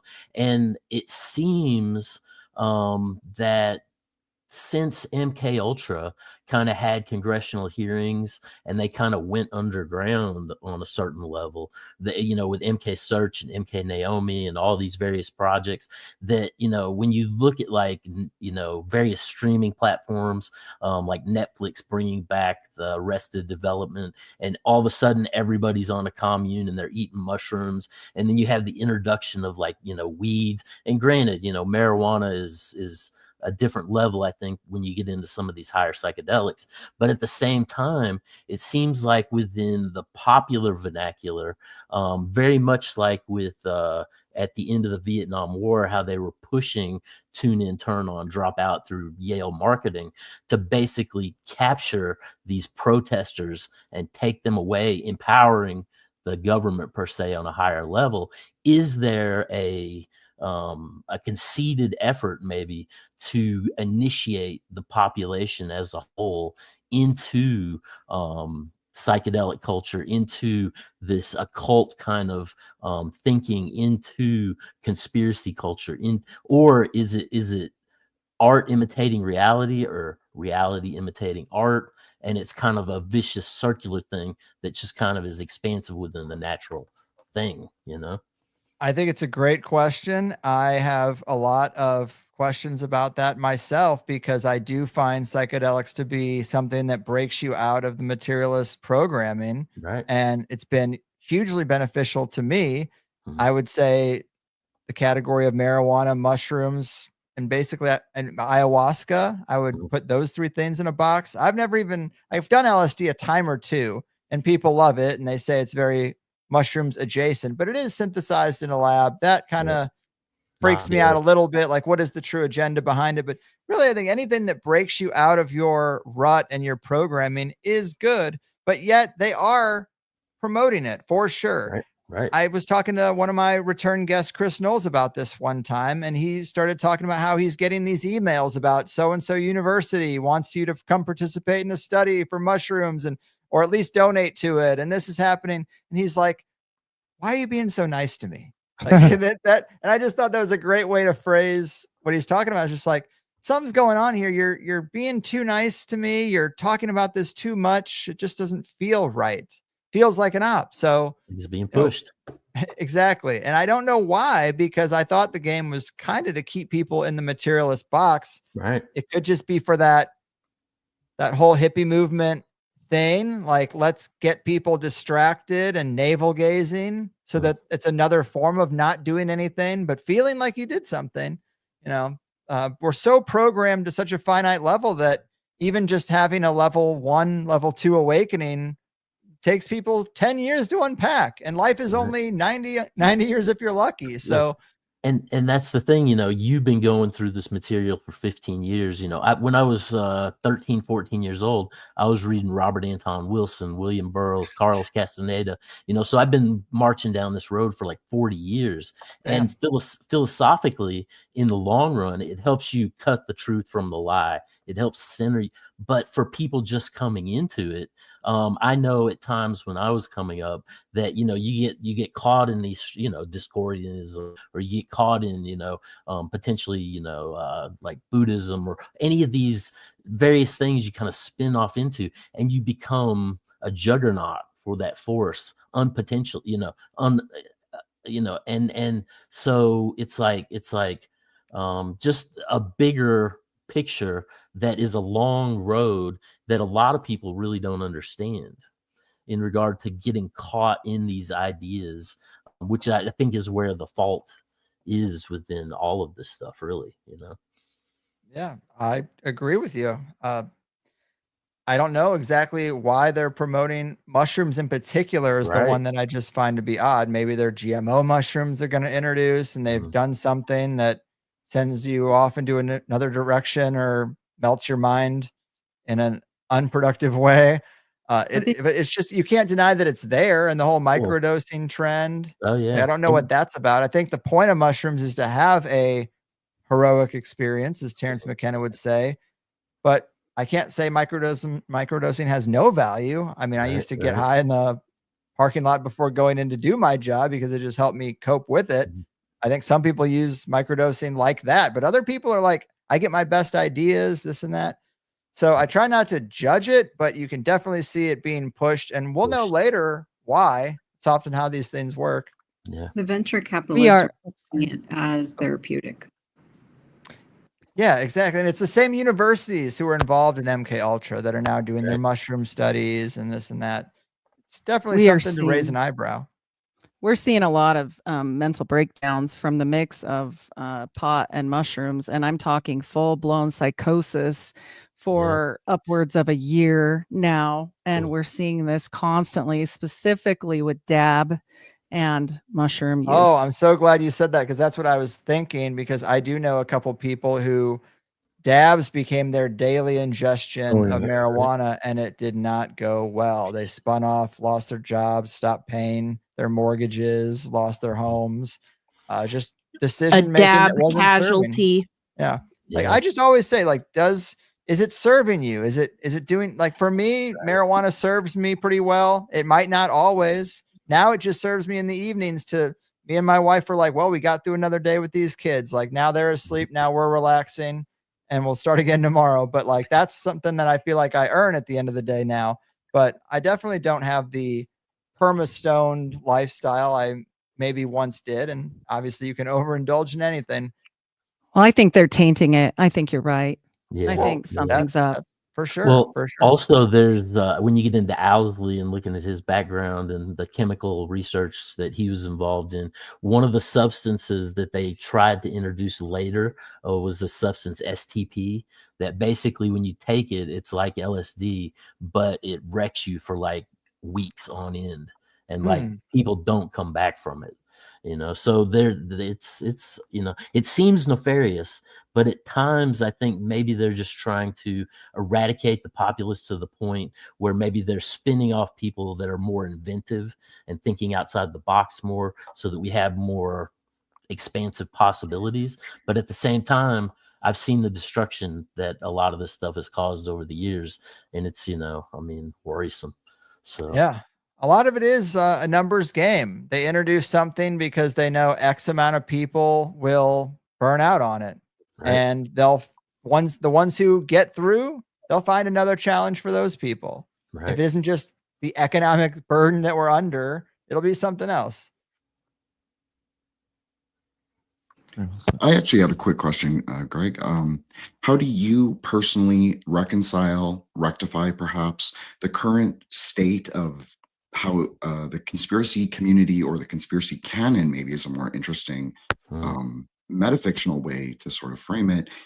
It's very decoherent. And how do you define the contours of the truth, what that means for both yourself, but also, like, as you were saying, like what guests you have on, like how do you decide, and what sort of gives you the framework, maybe ontological framework, to define what you think the truth is and how you want to present your vision and your show? I mean, it's a good question. And it is a case by case basis, I suppose, on a lot of subjects, but I usually cite the line in the theme song for the show, which I wrote, is we know they're lying to us. We don't know to what degree. So, I might go to an 8 on a certain thing, but I'm never really closed off from the upper levels. It's just, because I've been burned before. I think we've all been like, no, I'm super sure about this one thing. And then you're presented with new information. You're like, wow, I'm changing my mind about that. I never thought I would. So that's why I try not to get too attached anymore. But I think that some things go to a level of silliness. And I say that now, I hear myself saying it, and it's like, well, we throw out an example of it. The mud flood stuff doesn't really resonate with me all that much, but then I'm sure there's people on this call who are like, what? Like, that's my whole bread and butter, the mud flood. There's definitely areas where you can see that buildings go down, like they have been buried on that first floor. Sometimes there's an explanation for it, like the earthquakes that happened in San Francisco. Sometimes there isn't an explanation for it. The World's Fair stuff is really interesting. I have lived in at least 2 of the major places, St. Louis, Chicago, and San Diego are all big World's Fair cities. And all of them have buildings, which the official story says these buildings were built quickly just for the World's Fair with the intention of being taken down afterwards. And they're still there. And they definitely are made of real building materials. These aren't paper mache buildings. So Crystal Palace and shit like that. Yeah. And you can kind of start to put together a romanticized version of the past where, no, they did know about the ether and they did know about energy, and these cathedrals were built to well up energy and this and that. I want to believe some of that stuff, but I don't know if there's much of a record of it at all. But then they control the record. So can you really wipe out something absolutely? That's really what you have to wrestle with, I think. Can something like a whole civilization, a whole empire be completely wiped out? There's a druidic erasure that people talk about, but we all know the term druid. No one knew the term Tartaria until like 5 years ago. So I don't know. It does get to be a slippery slope. I try to never close the door on anything as long as it sounds like it could exist within the framework of a soul school reality that has pretty flexible physics. That's what I think this is. So most things are on the table. I guess I try to be honest about if it's speculative or if we have a pretty good case to make. That used to be the whole way I would structure the show is, here's a person who wrote a book on Laurel Canyon being in operation. Let's have them. I'm going to help him make the case. I've read the material. I'm familiar with it. Sometimes it's complex. Sometimes authors aren't the best speakers. I'm here to help synthesize this complex material for the layman, and you make up your own mind how good a case we made when the interview is over. And sometimes it's ironclad. Sometimes it changes the way you think about something forever. And other times you're like, if those are the best arguments for that, then I think it's a little flimsy. And that's just kind of the general approach I would go about all the stuff we look at. I'm just kind of curious in terms of what resonates with your audience. I know you've gone through multiple eras. I don't know how many, 15 years, that's a long time in the world of the internet, but like what really clicks with people, what gets the most engagement and stuff like that. And maybe also too, what gets the most engagement and what resonates that you didn't think necessarily would. What surprised you in that regard? Well, what resonates that doesn't surprise me is like synchromysticism stuff and really stuff adjacent to what you do. I think people love to see those examples. So first, I always say that I think a lot of us get into conspiracy because there is a charge that you get from your first like crack in an official narrative. You're like, whoa, something didn't look right about that. But now I saw a documentary that showed me what it really was. And that has changed my life. Now, if everyone could just watch the documentary, we'd be able to fix it. That's where it all falls apart because you have people in your life who won't even look at it. And even ones who do, who definitely won't go there or change their worldview at all. So the charge thing, I think that charge starts to wane over time. It's hard to get that charge again. It's hard to really blow your mind with a totally new subject. But what does it for me is synchromistic examples because there's many of them. And you're just like, wow, the first atomic test is called the Trinity test. It's in Truth and Consequences, New Mexico. It's on the same parallel as this and that. Like you build a case. It's like, wow, that is a much weirder event. And then you cross over into pop culture and media and examples that predate this and that. And the foreshadowing, the lone gunman example with 9/11 is a great one. The lone gunman, for people who don't know, was an offshoot of the X-Files, and the pilot episode, they lay out a plan for 9/11 and then they just pulled the episode. It's like, well, that happened. It's like, yeah, I mean, what's going on? Are the writers of the reality script the same as the Hollywood writers? So those examples, because they keep coming up, I think are fun. And I think people resonate with it because they like what excites the host, I guess. We're on this journey together. If I'm excited and into it, then sure. But I think the surprising one probably is the health stuff. Like somewhere along the line, I pivoted away from the naive thought that if we could just tell everybody and get more numbers, we could topple this system and everybody live in a much better reality and a utopia and this and that. And then I eventually was like, oh no, that isn't really what you do. You learn about this stuff so that you can live a better life as an individual and the people around you and be a better example of how a better understanding of the deeper world can serve you in a good way. And through your example, you buck that trend of conspiracy theorists looking like paranoid tinfoil hatters in a bunker somewhere. Actually, no, I'm living a pretty good life. And COVID was great for that because I'm not going to dig through it, but I have some pieces of art around that kind of really did that signify the meme that was going around at the time, really, which is like, here's a conspiracy theorist. And it's just like a family having dinner. And then it's like, here's a person who, is a logical mainstream thinker. And they're like wrapping themselves up in plastic bags in it while swimming. And it's like, yeah, it flipped the script. COVID did. It was like, oh, the conspiracy theorist is the person who's just living their life, not in a state of fear and panic. And the regular person, the normie, as they say, is like going to clarinet practice through a bubble. This stuff that you were seeing everywhere. So that kind of flipped it. But I like to try to flip the archetype of the paranoid conspiracy person by living a better example, talking about this stuff without screaming and shouting like Alex Jones might. And I don't know, I kind of lost the thread there, but there you go. No, you brought up COVID. And actually, I'm just curious, was COVID a boon for THC? For a time. Yeah, for a time. So part of the reason I'm doing the transition to video is numbers have dropped off a little bit, and I'm not in any trouble. It's not that big of a deal. I don't even pay attention to the first hour numbers because I don't do ads, so I don't get anything from it. It's just a feeder for people who want to get the deeper experience for $8 a month. But the free show numbers have dropped since 2022. And I think there's a bunch of reasons. I think COVID is a big reason. So people say across the media landscape, we were all stuck at home with nothing to do but consume media. Everybody's numbers went up, and then they slowly went down a little bit when people got out of that. The other thing in podcasting in particular is that Apple changed their metric system. They used to auto download all these shows for people, and that would be a hit. And a lot of people said when Apple flipped the switch, their numbers went down 20-30%. Wow. I'm not even like in that big of such a bad of a situation.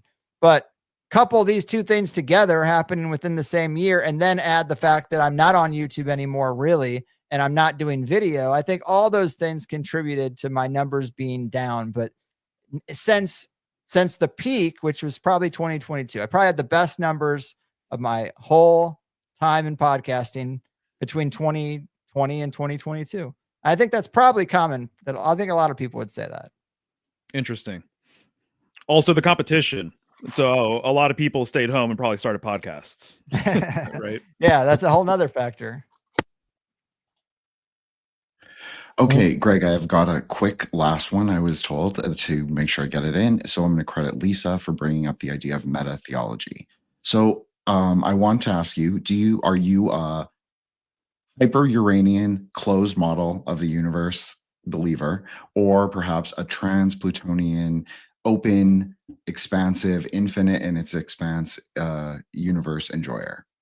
Man, you're talking over my head, but if you're basically asking, is it a closed system or an open system? I do think that's like a really fundamental question, and people I admire, thinkers I admire, and have both opinions.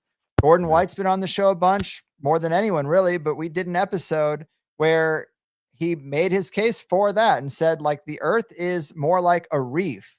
If you scale it up, there's a cosmic ocean, and Earth is just a shore on that ocean. So he has like it's an open system mindset. And in the time since then, the closed system has become way more popular.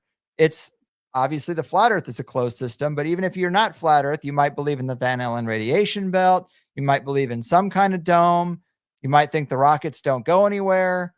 So it is kind of difficult. Like with the rockets thing, that's kind of where I look for, is it an open or closed system? And I think when you watch the rocket launches and you watch them to the end, it looks like they hit something or they spin out. Like if you look at a drone shot, a bird's eye view of a speedboat in the ocean and the wave pattern it makes behind it when it changes direction, that is what I see with these rockets.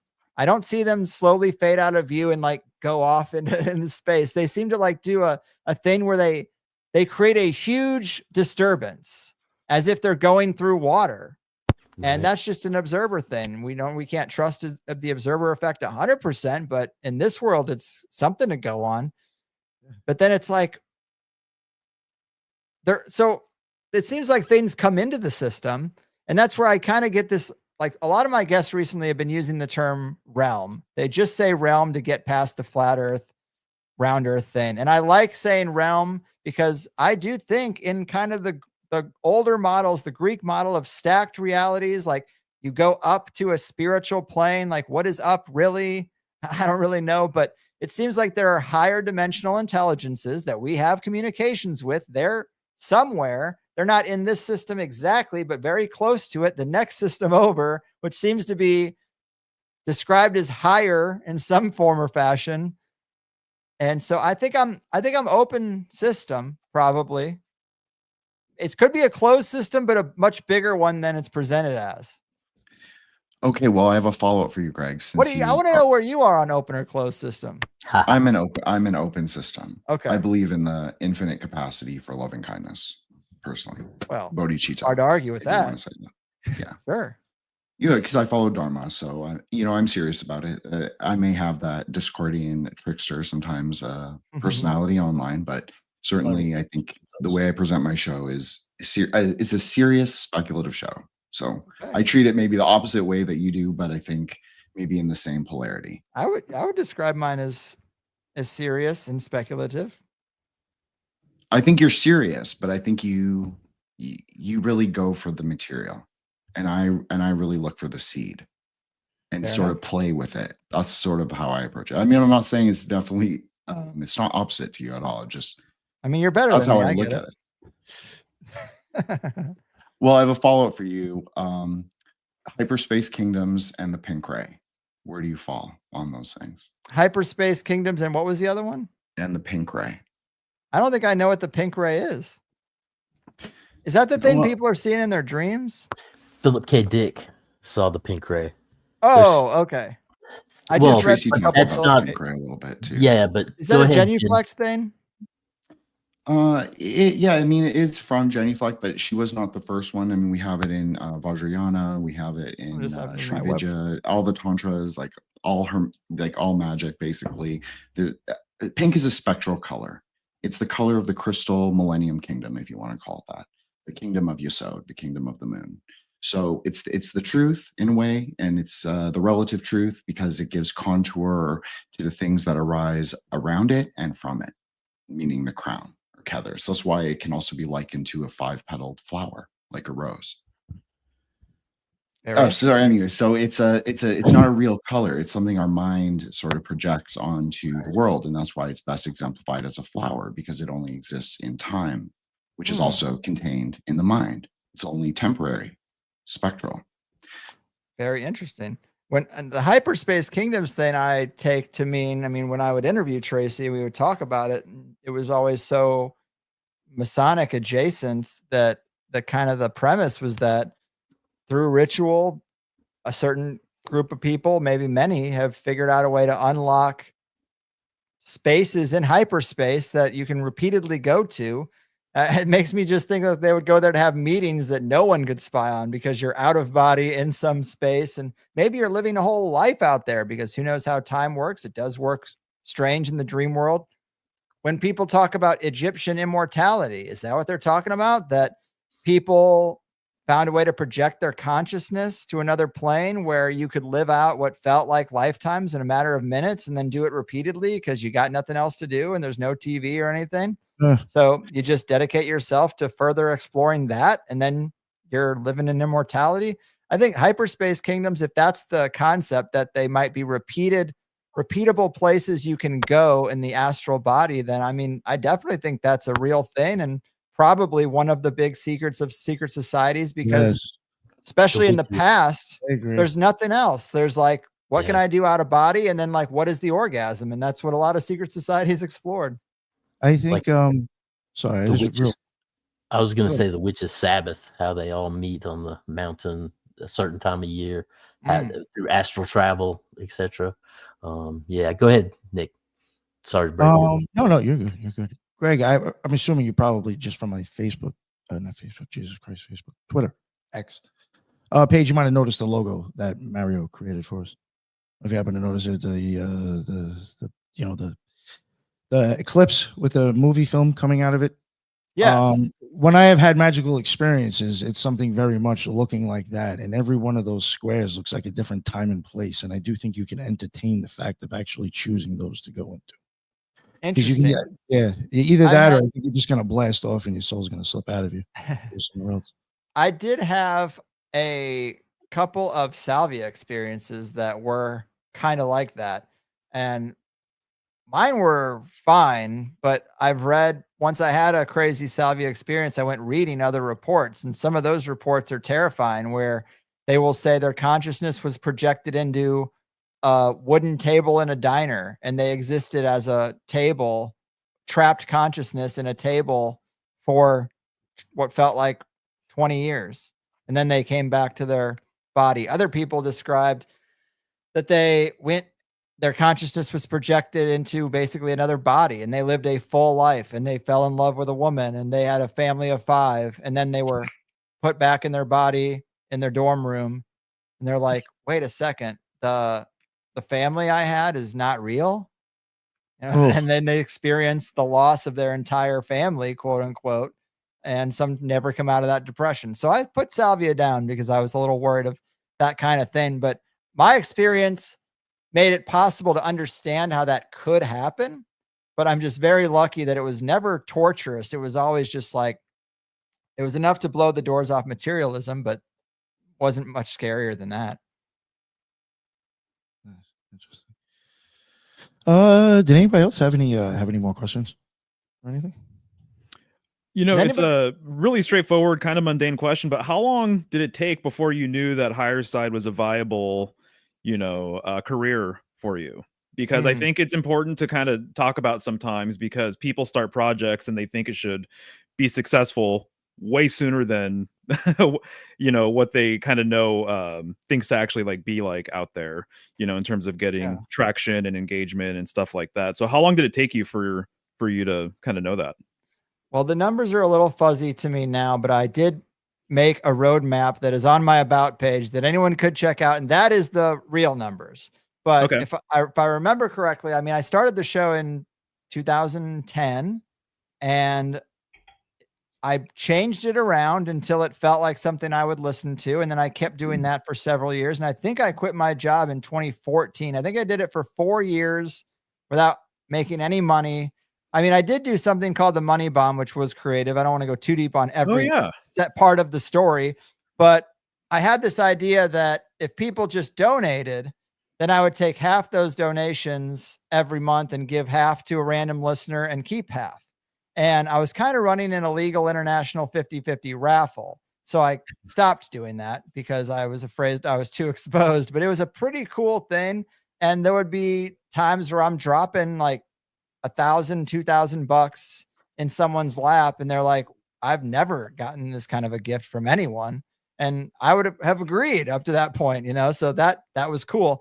And then the donation basis, I started getting people who would donate $1,000 at a time. And then those donations came with their guest lists. And then I was like, oh shit. Okay. So now I'm like dependent on your income. You've given me $1,000 5 months in a row. And now you want me to interview these two people, and I don't want to do it. And then the money goes away.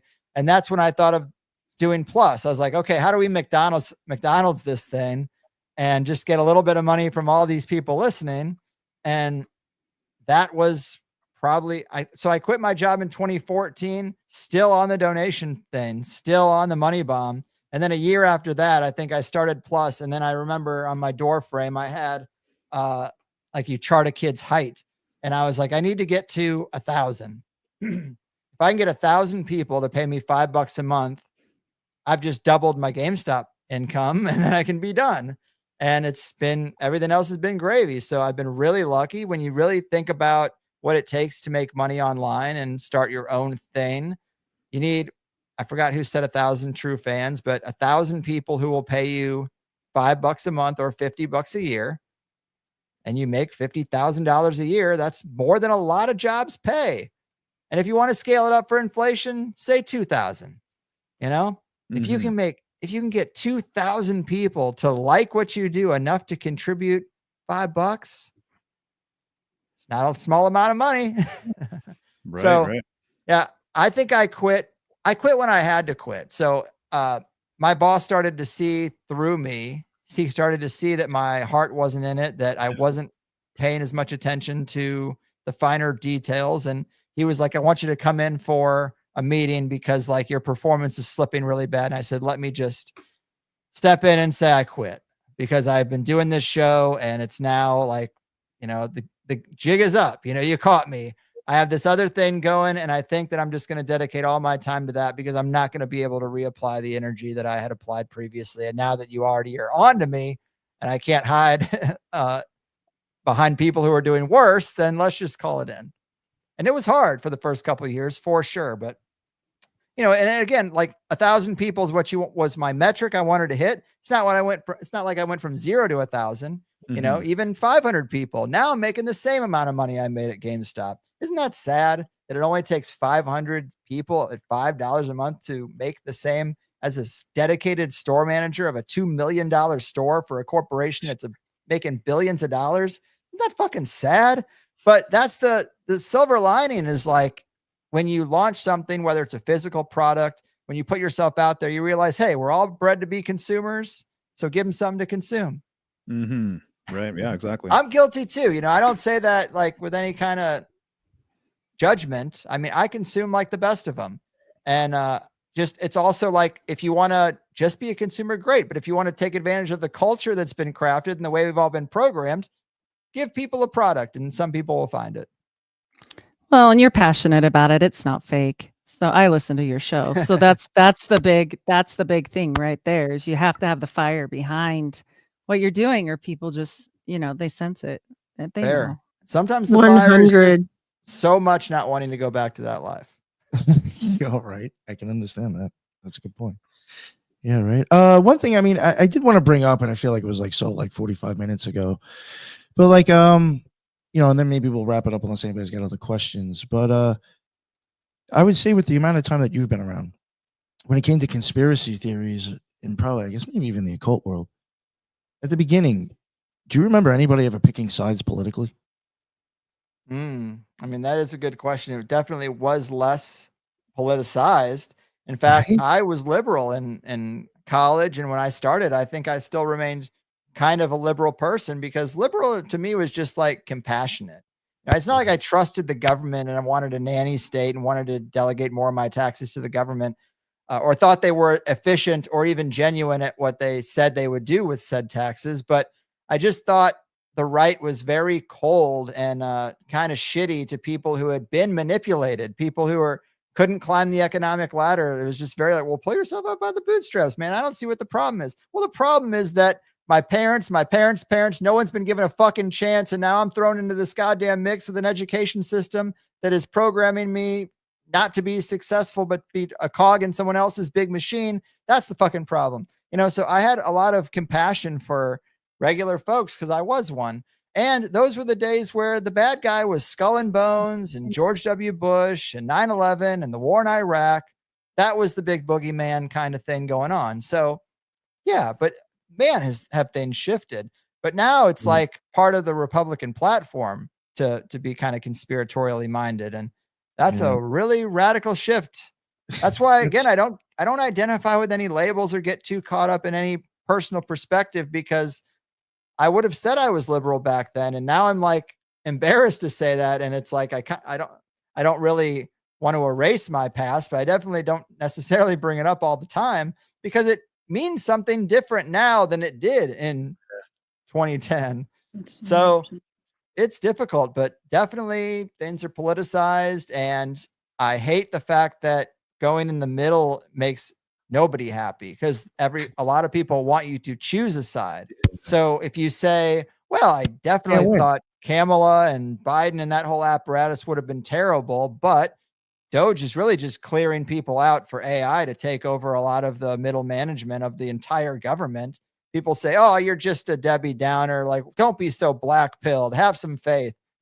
Faith in another elected leader when we can already chart they all come from Freemasons, Skull and Bones, Bohemian Grove, have Israeli passports, name your thing. But with like 5 organizations, you can hit 85% of presidents for sure. And then the other 15 are probably in there too. We just don't know. So I'm going to go with the track record and not trust anyone who can earn that position.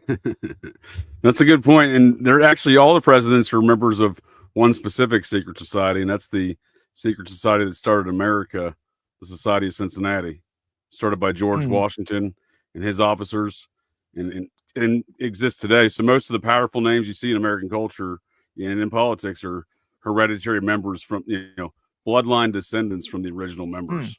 See, I've heard that, but I've never heard it exalted to like that high of a level. So you're still learning things all the time. Every president also gets membership. It's so I agree there is some Freemasons. I think you cut out. Like him talking about that. And Cincinnatus in that sense was the one that was working the farm life, and the Roman government needed him. So he went in, he did his statecraft, and when he was done, he left and went back to his farm. So it's this idea that every citizen should participate within the governmental process. And then, and with the Society of Cincinnati, it's generally high level military, presidential. JJ would know more about that. JJ has I cut out for a minute. I'm back. My back. Yes. Yes, sir. No, it's it's the officers of Washington's army in Washington, a lot of the founding fathers and all of their now paternal hereditary descendants, so paternal bloodlines, but includes French folks too. So but it's basically a lot of generals, a lot of politicians. John McCain would be a great example. John McCain, the former U.S. Senator, he was John McCain number 3. His dad was John McCain Jr., John McCain Sr. Senior and Junior were the only two essentially four-star general father and son combo in American histories. And they were both members of the Society of Cincinnati, paternal heritage-wise. So I presume John. Oh, man. Yeah, man. You're messing with him. Yeah, or it's bad connection and moving his hand eats up too much bandwidth. To your point, Greg, about the whole change and Doge and everything, I just thought it was funny that we're right at the point where Trump's bringing back the World's Fairs in 2 weeks? Yeah. Very interesting. The Belial group is going to come by, and the Armand group, and start nailing us all here with AI soon, right? And what are they going to build Armand this time, All right, or burn down? And who knows? Yeah. I do think there's a compelling argument about the cyclical nature, like this big loop. I mean, the thing that people worship today, the Kaaba stone, what is that? It looks like a computer. Does the big black cube look like a computer server just because? Was the server modeled after that, or what came first? Like, is it possible that AI is spirits that are just looking for some kind of like telephone to connect to? And is it possible that this has all happened before and we've been destroyed by AI and we call it Yahweh, and then we start over again and we toil in the mud and try to pick ourselves back up, and then religions start, and the one true God is really just the last AI that survived before being unplugged? Make sure there's no cows by lanterns, right? Like, make sure of that. Yes, exactly. No Chicago fires. All right, I think we've been going on for a while. I think we can wrap it up now, sir. I really appreciate you coming on. That was an awesome talk. It's wild. Like, I guess it's wild to be like, I was listening to this guy how long ago, and now I had him on my show. It's pretty surreal, and it was a wild experience. So thank you for making that happen. I really appreciate you coming on. Heck yeah, I have that feeling all the time that I would listen to somebody back in the Coast to Coast days, and then I get a chance to interview him, like a Richard Hoagland or something, or even a David Icke, or RFK Jr. It is pretty surreal. So I definitely vibe with you on that feeling. And thanks for having me. This has been fun.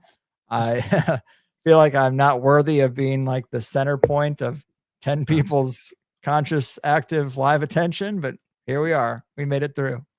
Yeah, yes, we did. I think it went well. I had a great time again. Yeah, Greg, I'm pretty sure everybody already knows your deal, but let everybody know where they can find your amazing work. For sure. The Highersidechats.com. The first hour of every interview is free. The second hour is if you want to sign up for $8 a month. Awesome. And everybody else, you already introduced yourselves. We're not going to spend another 20 minutes to wrap it up. If their links aren't in the bottom as of right now, I will make sure they will be there after I get off. But yes, so if you want to check everybody else out, everything's in the bottom. Thanks again, Greg. That was an amazing discussion. And thank you for the chat. I appreciate everybody jumping on, everybody into the chat. Sorry, I was paying attention too much. I couldn't put up all your comments. But again, that's why we go live. We appreciate it. And until the next one, everybody be well. Later.